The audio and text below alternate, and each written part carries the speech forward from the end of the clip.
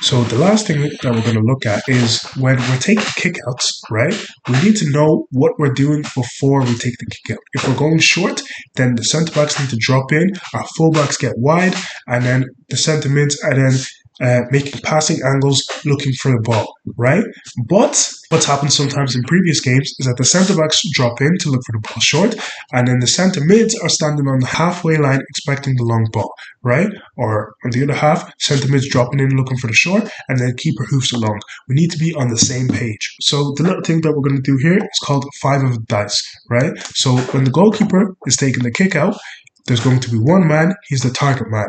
He's going to be in the middle. And as you can see, there's 1, 2, 3, 4 guys surrounding him, right? 5 of the dice. So the aim is obviously to get the ball into this man, and then he wins the flick, or even if he doesn't win the flick, it's contested, and the ball is going to drop in one of these directions, right? So the nearest man there is going to fly in to pick up the loose ball, right? So in this situation, 10 wins the flick, he gets onto the number 9 in this situation, right? So when we're taking our kickouts, we don't want it to be a waste of possession.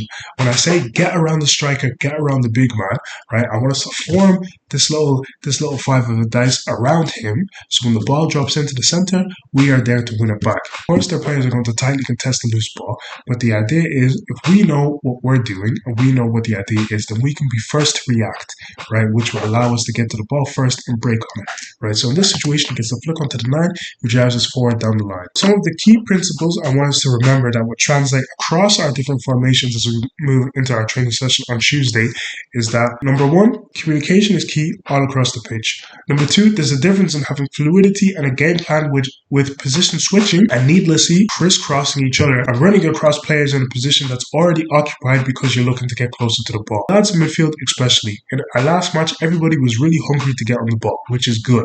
But you can't be too eager and vacate your position, leading to an overload all on one side, because when the ball breaks and we lose it, then the gaps start to open up and it's hard to get back. So we want to be in a position where we're not doing too much running, right? Because ultimately that's what's going to kill us. When you come up against a team that moves the ball well and then the ball goes here, you run towards it, the ball gets switched, you run towards it, all of a sudden you're moving like a chicken and you're out of stamina in about 5 minutes. That's not what we're looking for, right? Even when we're playing an aggressive formation, we're playing it with a plan, right?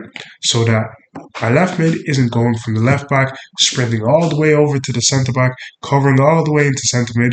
No, the centre mids, you're not going wide because it's already being dealt with. And then when we switch into position, we're doing the things that we're good at. Our fullbacks are really good at making overlaps, getting crosses into the box, where our winger on the opposite side has been meeting it at the back post, which is where we got a few of our goals the last day, right?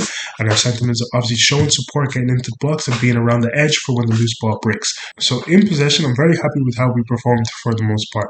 When we're out of possession, we have to keep that bit of composure, keep our head in the game and talk to each other, right? Because the game plan that we want to execute is quite simple for the most part, but if you're too eager to run around to win the ball back, then we'll run out of energy quickly. So to wrap this set of videos up, of course I like to be more detailed and spend a little more time than I have been, but we have to be considerate of the fact that our training sessions are limited and the matches come thick and fast. So the things that we can implement and perfect before we get out onto the pitch, we should, and the finer details we'll have to learn as we go. I appreciate all of you that have watched these videos and I hope we can implement this in our training session this week. Enjoy the break, lads, and we'll talk soon.